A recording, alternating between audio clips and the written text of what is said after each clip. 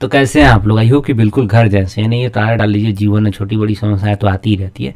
आज के इस वीडियो में हम लोग हिंदी व्याकरण का वाच्य को देखने वाले हैं, क्योंकि इसके पिछले वीडियो में हम लोग क्रिया को कवर कर चुके हैं। पूरी क्रिया को देखे, क्रिया के टाइप को देखे, क्रिया के कार्य को देखे, क्रिया के फीचर्स को, विशेषताएं को देखे, इन सभी चीज़ों को देखे और ख़त्म किए। मतलब एक कंप्लीटली जो है क्रिया का हमारे पास एक बेस बन चुका है।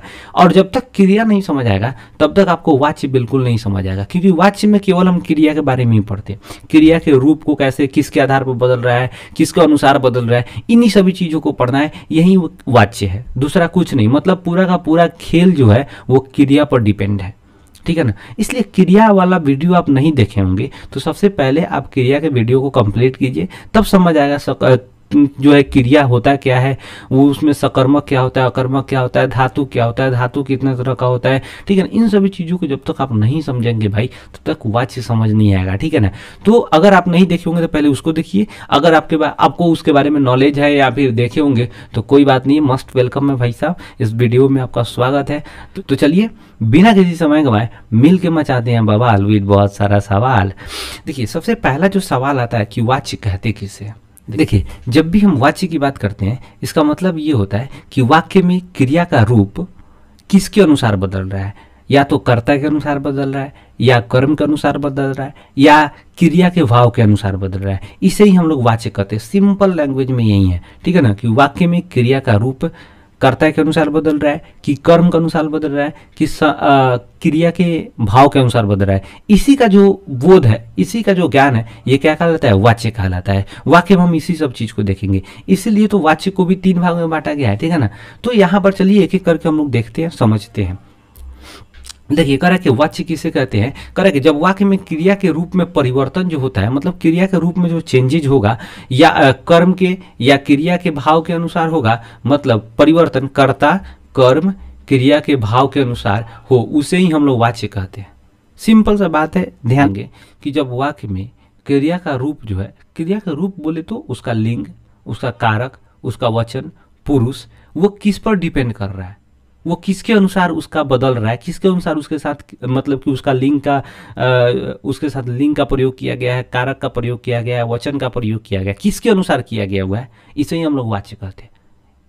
या तो कर्म के अनुसार किया गया होगा, कर्ता के अनुसार किया गया होगा, या क्रिया के भाव के अनुसार किया गया होगा। इसी चीज को हम लोग पढ़ेंगे, बात समझे कि नहीं, और देखेंगे समझेंगे भी, ठीक है। करा क्या, जब वाक्य में क्रिया का लिंग, वचन, पुरुष, कर्ता या कर्म या क्रिया के भाव पर निर्भर करता है, उसे हम लोग वाच्य कहते हैं। बहुत ही आसान है, इस चीज को समझिएगा, देखिएगा। करा क्या, राम रोटी खाता है, खूब ध्यान से देखिएगा।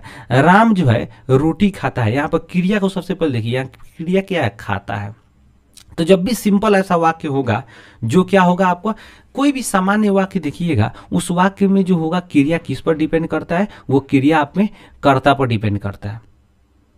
सिंपल सा वाक्य में कोई भी सामान्य वाक्य ऐसा होगा जिसमें क्रिया जो होगा वो किस पर डिपेंड करेगा मेरे भाई, वो आपको कर्ता पर डिपेंड करता है। हमेशा क्वेश्चन पूछते रहता है एग्जाम में कि सामान्य वाक्य में क्रिया का रूप किस पर डिपेंड करता है, किस पर निर्भर होता है, तो आपको कर्ता पर निर्भर होता है। सामान्य वाक्य में क्रिया का रूप किस पर निर्भर होता है, कर्ता पर निर्भर होता है। देखिए यहाँ पर कह रहा है राम रोटी खाता है, सिंपल देखना है। लेकिन वही रहता सीता, तो सीता रोटी खाती है, सीता हो गया पुल्लिंग, सॉरी सीता स्त्रीलिंग हो गया, तो यहाँ पर जो है क्रिया भी जो होगा वो स्त्रीलिंग में होगा, प्रयोग उसका होगा।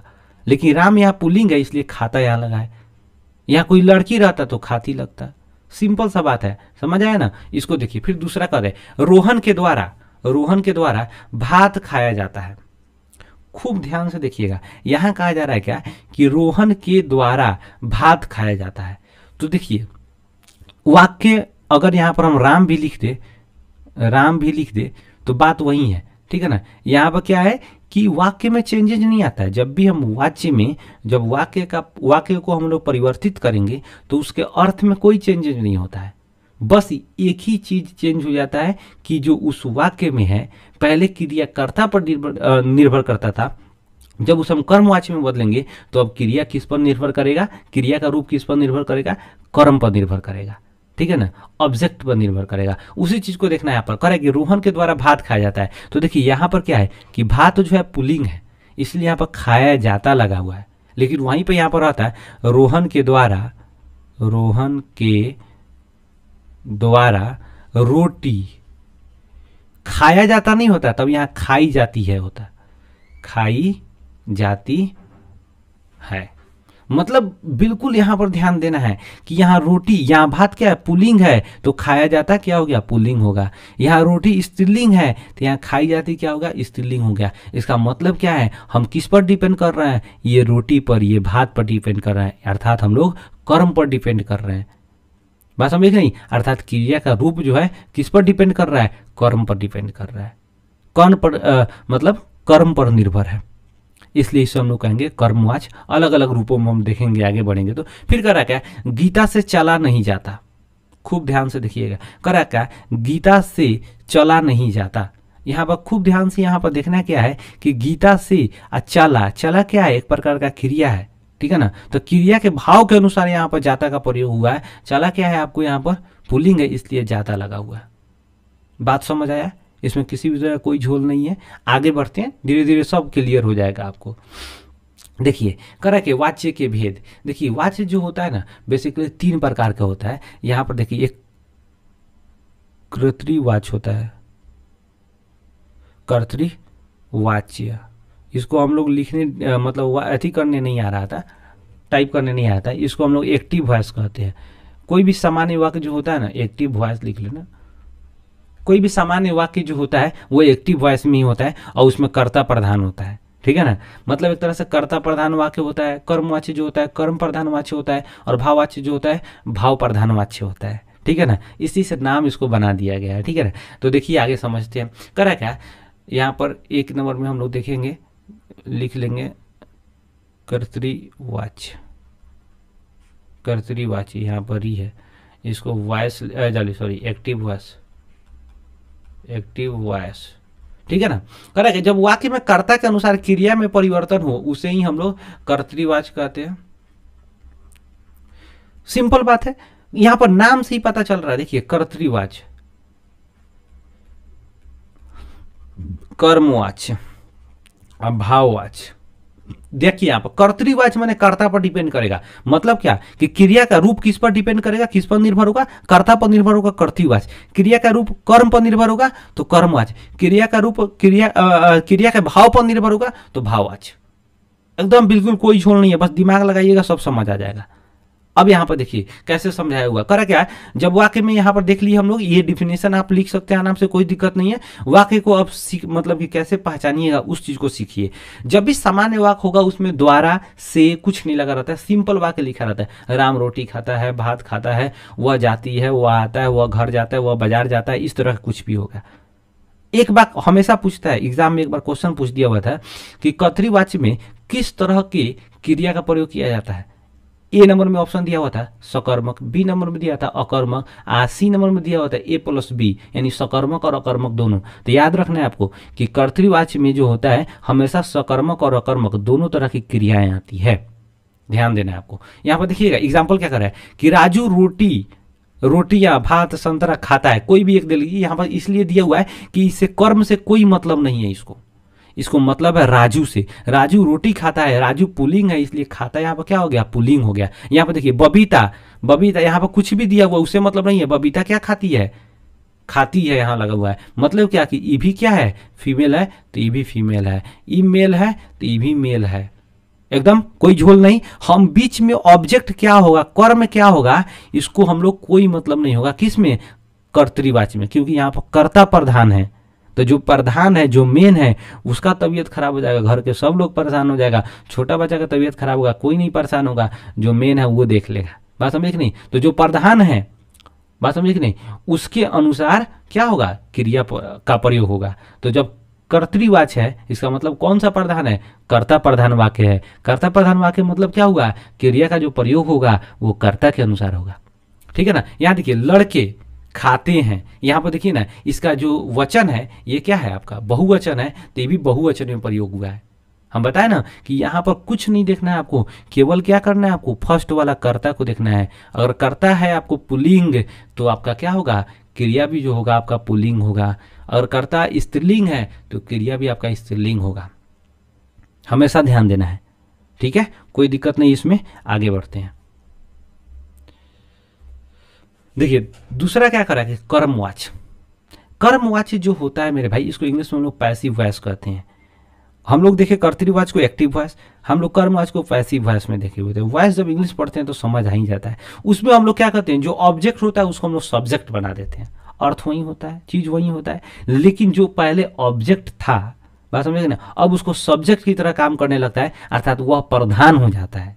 बात समझे कि नहीं। यहाँ पर खूब गौर से देखिएगा, इसमें हमेशा वाक्य में द्वारा लगा रहता है, मैक्सिमम टाइम में हमें द्वारा लगा रहता है। बात समझे कि नहीं, द्वारा लगा रहता है। बात समझ आया।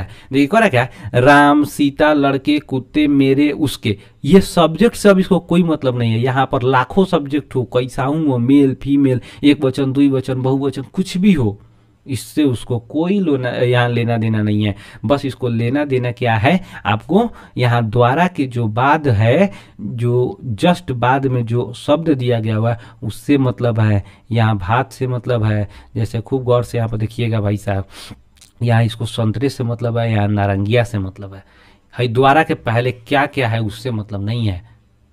मतलब यहाँ पर क्या हो गया, द्वारा के बाद वाला वर्ड, द्वारा के बाद वाला वर्ड, तो द्वारा के बाद वाला वर्ड क्या है, ये सब ऑब्जेक्ट है, यानी कर्म था पहले, ठीक है ना। अब क्या हो गया, ये कर्म प्रधान हो गया, अर्थात अब जो प्रयोग होगा यहाँ क्रिया का प्रयोग, वो किसके द्वारा होगा, आपको कर्म के अनुसार। इसलिए यह कर्मवाच्य जो होता है कर्म प्रधान होता है। बात समझे कि नहीं। इसमें हमेशा सकर्मक का प्रयोग होता है। इसमें हमेशा किस तरह के क्रिया का प्रयोग होता है, हमेशा सकर्मक क्रिया का प्रयोग होता है। अब सकर्मक क्रिया, जाइए क्रिया पढ़ेगा तब ना समझ आएगा, ठीक है ना। सकर्मक क्रिया का प्रयोग होगा। जैसे देखिए यहाँ रोटी खाई, तो रोटी स्त्रीलिंग है इसलिए खाई गई क्या हो गया, स्त्रीलिंग। भात पुल्लिंग है, खाया गया पुल्लिंग हो गया। संतरे ये बहुवचन है तो खाए गए बहुवचन। नारंगिया स्त्रीलिंग बहुवचन है तो यहाँ पर क्या हो गया, स्त्रीलिंग बहुवचन है।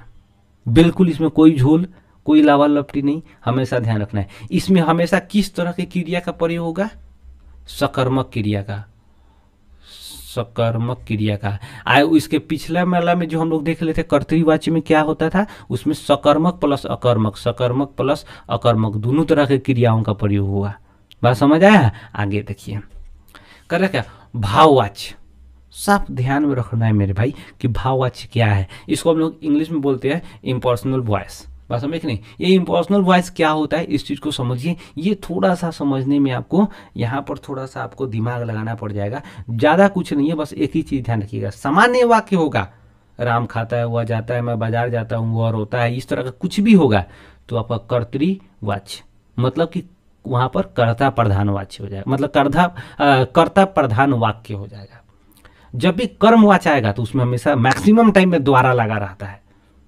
बात समझे कि नहीं, द्वारा लगा रहेगा तो उसे क्या कहेंगे हम लोग, कर्मवाच्य, मतलब कर्म प्रधान वाच्य। कोई दिक्कत नहीं, कोई झोल नहीं। अब आते हैं हम लोग भाव प्रधान वाच्य, यानी भाववाच्य।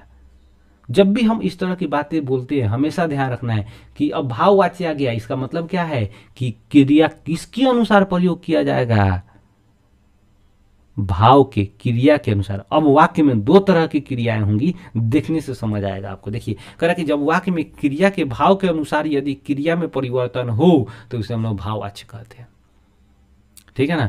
मेन यहाँ पर क्रिया में परिवर्तन देखना है कि भाई साहब क्रिया में परिवर्तन केकरा अनुसार हुआ है, कर्म के अनुसार हुआ है, कर्ता के अनुसार हुआ है, कि क्रिया के भाव के अनुसार हुआ है। ये क्रिया का भावे समझ नहीं आता है बच्चों सबको, आपको भी समझ नहीं आएगा। एक चीज को आप समझ जाइएगा, बिल्कुल हमेशा समझ आएगा। देखिए क्या पता, राम से या फिर राम द्वारा, यहाँ पर राम से भी हो सकता है, राम द्वारा भी हो सकता है। यहाँ द्वारा भी लगा रहेगा, से भी रहेगा, आप कन्फ्यूज आ जाइएगा, ठीक है ना।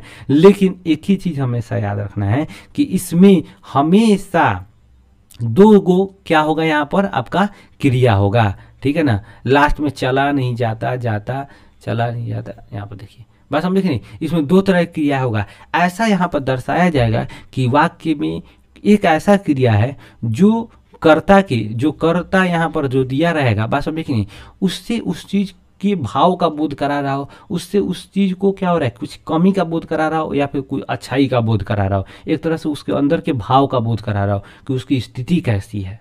बात समझे कि नहीं। जब इस तरह की बात आएगा तो हम याद रखेंगे कि भाववाच्य हो जाएगा। जैसे देखिए ना यहाँ पर कह रहा क्या, राम से या राम द्वारा चला नहीं जाता। बात समझ नहीं। यहाँ पर जो चलने का जो भाव प्रकट हो रहा है, इसका मतलब क्या कि वो उससे चला नहीं जा रहा है, अर्थात यहाँ पर जो चला जो है यहाँ पर क्या है आपका, ये पुल्लिंग है, इसलिए जाता पुल्लिंग हो गया। चला नहीं जाता, सीता से या सीता के द्वारा चला नहीं जाता। बात समझ नहीं। तो यहाँ पर सीता देखिए ये क्या है, स्त्रीलिंग है, लेकिन उससे मतलब नहीं है। यहाँ पर क्या है कि चला अगर पुल्लिंग है तो यहाँ पर जाता भी पुल्लिंग होगा। लड़कों, यहाँ पर देखिए बहुवचन है, उससे मतलब नहीं है, लेकिन चला अगर एक वचन है पुल्लिंग है तो यहाँ पर भी एक वचन पुल्लिंग है। बात समझ कि नहीं। तो यही ध्यान देना है आपको कि वाक्य में जो है क्रिया का प्रयोग, क्रिया में जो परिवर्तन हुआ है वो किसके अनुसार हुआ है, कर्ता के अनुसार कर्तृवाच, कर्म के अनुसार कर्मवाच, क्रिया के भाव के अनुसार तो भाववाच। बस 3 तरह के। अब देखिए क्वेश्चन पूछता है कि भाववाच्य में किस तरह की क्रियाएं हमेशा आएंगी। तो भाववाच्य में हमेशा अकर्मक क्रिया का प्रयोग होता है।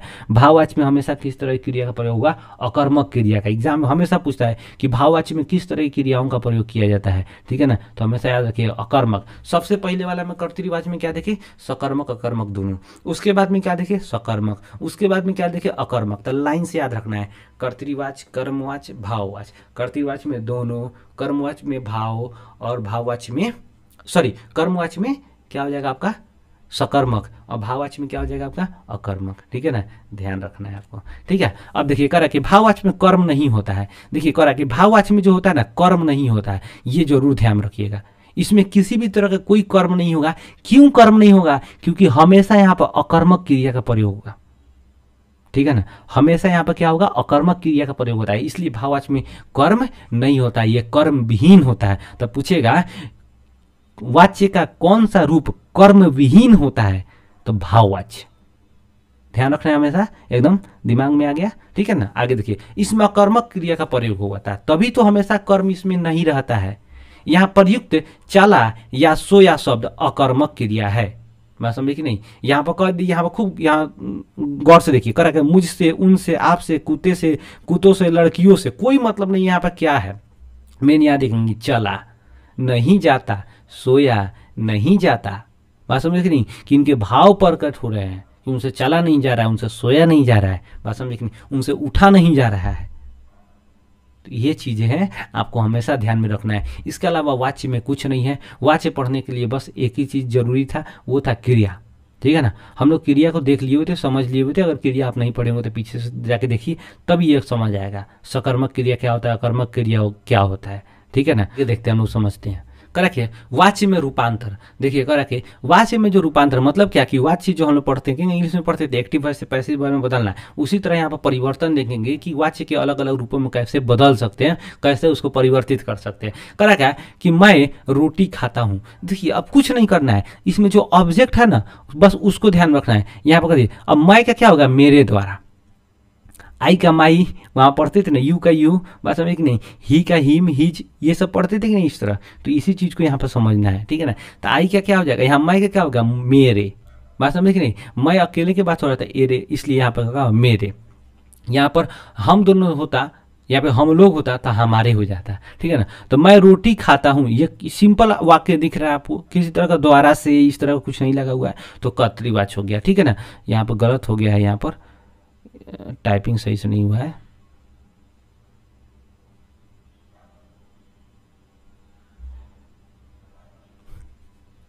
ठीक है, फिर तो यहाँ पर देखिए मेरे, अब कुछ नहीं करना है, इसको इसका रूप बदलना है, ठीक है ना। यहाँ पर दोबारा लगा देना है, ठीक है ना। अब रोटी, अब रोटी क्या है, खाई जाती है। यहाँ पर देखिए खाता हूँ, मैं रोटी खाता हूँ, यहाँ क्या है, मैं पुल्लिंग है, इसलिए यहाँ पुल्लिंग लग गया। अब रोटी यहाँ पर देखिए क्या कि स्त्रीलिंग है, इसलिए अब यहाँ पर जो खाई जाने वाली बात है, यहाँ पर जो क्रिया है खाने की, अब वो भी स्त्रीलिंग हो जाएगा, ठीक है।